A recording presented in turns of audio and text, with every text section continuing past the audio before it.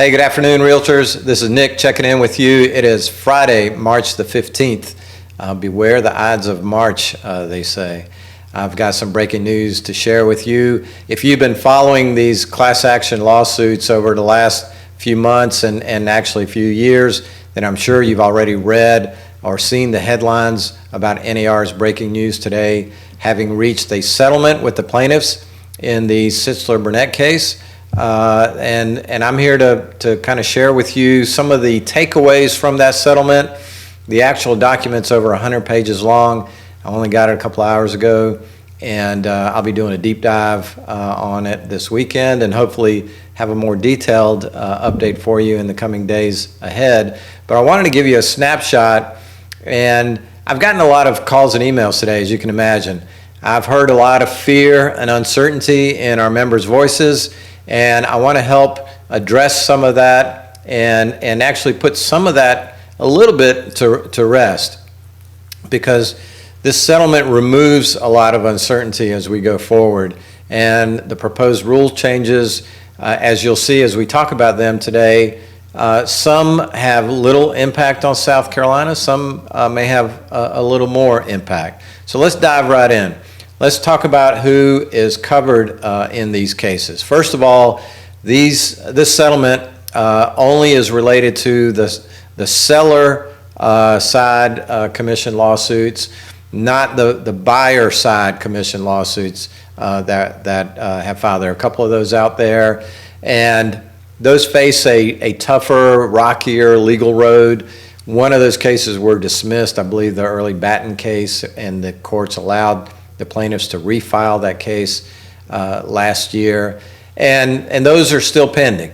Now, will this settlement have an impact on those lawsuits? I don't know, but I expect that it will, and that we'll see some results or motions or things that take place in those lawsuits in the days and months ahead. But this settlement releases the National Association of Realtors, state and local realtor associations, association-owned MLSs, and covers them under this settlement from future liability. It's important to note who's not covered. Non-association, non-realtor MLSs are not covered, and those brokerages that closed, that basically had real estate volume of more than $2 billion with a B dollars in transaction volume in 2022. So firms under that amount, under the $2 billion amount, are covered by the settlement. That takes about 1 million plus members. That protects over 1 million of our realtor members across the country. I've got to give kudos to NAR. I've got to believe that during this negotiation process, which likely has been going on for months, that they had multiple opportunities to kind of cut and run, meaning reach a settlement that covered the realtor organization and left the rest of the defendants still litigating this matter. They didn't do that. They hung in there, they fought, and they've reached a settlement that covers most of our realtor firms and members across the country. It's important to note, for those that are not covered, the non-realtor MLSs, the firms over $2 billion in transaction volume, there is still a path forward for settlement for them. NAR included in the settlement agreement, the parties agreed that there is a settlement process for these firms. They're not left out in the cold. So there's an opportunity for these other firms to reach a settlement as well under the terms of this this agreement. Now, Home Services is still a defendant in the Burnett case. They were not a party to this settlement agreement, and I'm sure that we'll be hearing more from them in the days and weeks ahead as to how this may impact their standing in the lawsuit. A couple of other things that you need to know, top-level-ish items out of this settlement. Number one, NAR has agreed to pay $418 million over a 4-year period. NAR has said in the past that they would not issue a dues assessment or any kind of dues increase to cover the cost of any settlements or fines, et cetera, resulting from these lawsuits. Ultimately, that's an NAR question, and we'll have to wait and see. The Board of Directors meeting is coming up in May, and I'm sure this will be on the agenda, as well as the next two things I'm going to talk about, which are the MLS rule changes that NAR has agreed to adopt. Number one is that they've agreed to have a rule in the MLS that if you're going to represent a buyer, that you've got to have a buyer agency agreement. And that is a pretty easy rule for us to adopt here in South Carolina. We're one of 18 states where that rule kind of mirrors our state law.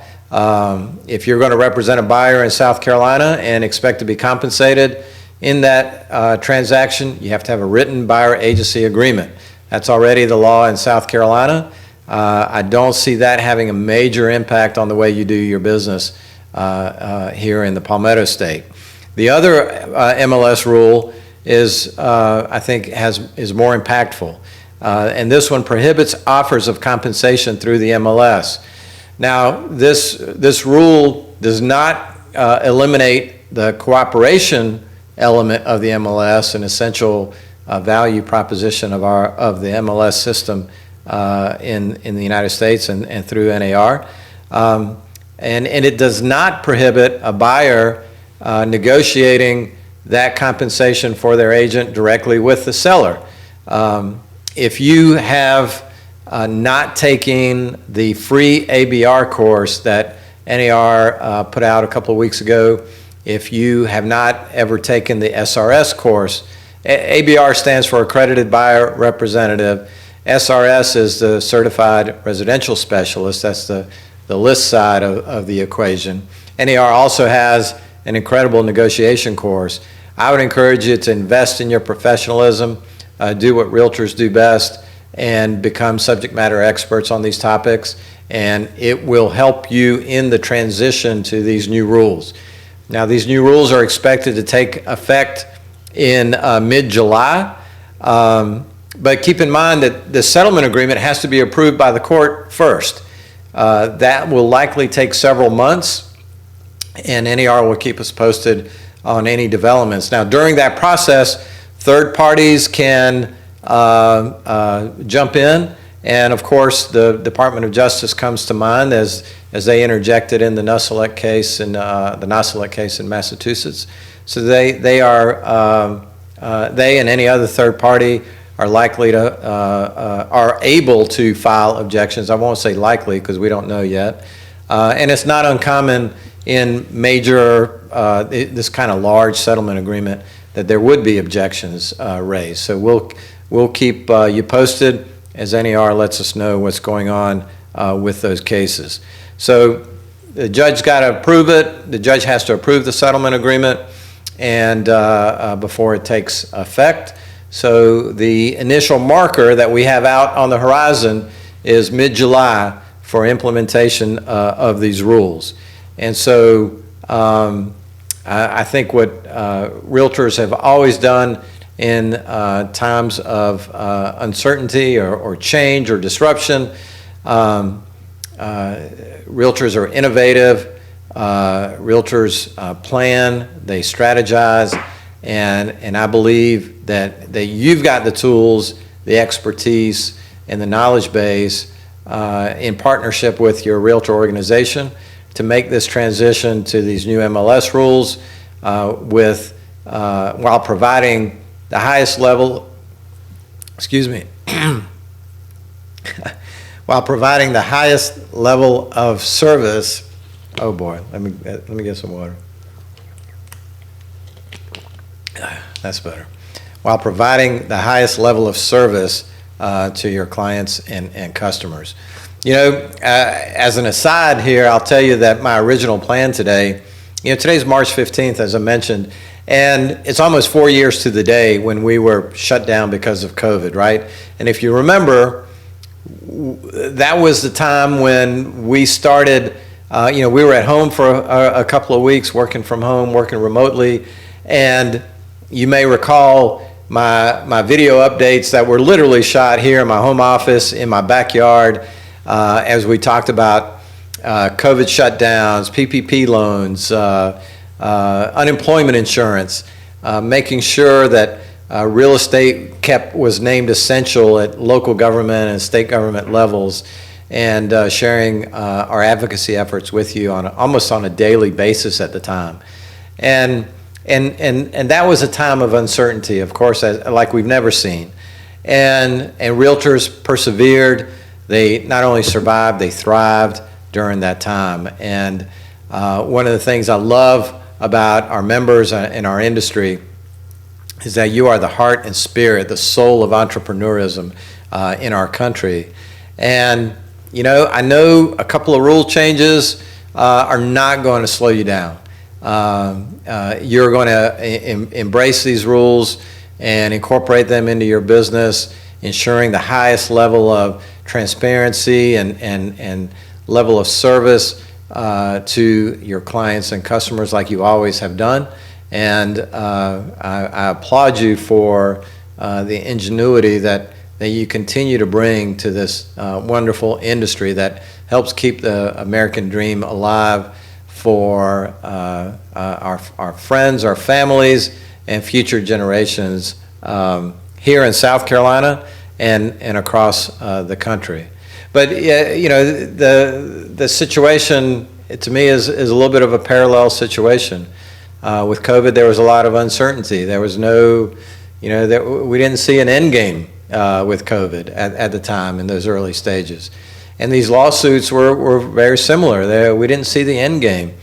We thought that there would be years of litigation, of appeals and whatnot. And NAR could have taken that course and probably bankrupted themselves in the process. But instead, they've reached a settlement that, again, puts a marker for us that we can meet and on the horizon, that allows our members opportunity to plan and strategize and implement for your success in 2024 and beyond. So I am going to leave you with the same message that I left that I left during those COVID updates. You know, stay realtor strong. There is no need to panic. It's all about your professionalism, investing in your education and honing your skills. Now's the time to do it. I know you can do it, and I'm not afraid of what the future holds, and neither should you. So realtors, stay realtor strong, stay safe, and we will be back in touch in the days and weeks ahead with a deeper dive into these matters and all the things that may impact your business here in South Carolina. Take care. Have a great weekend. Cheer on those Gamecocks or whatever your second favorite basketball team is this weekend. And we'll be back in touch again real soon. Take care. We'll see you soon.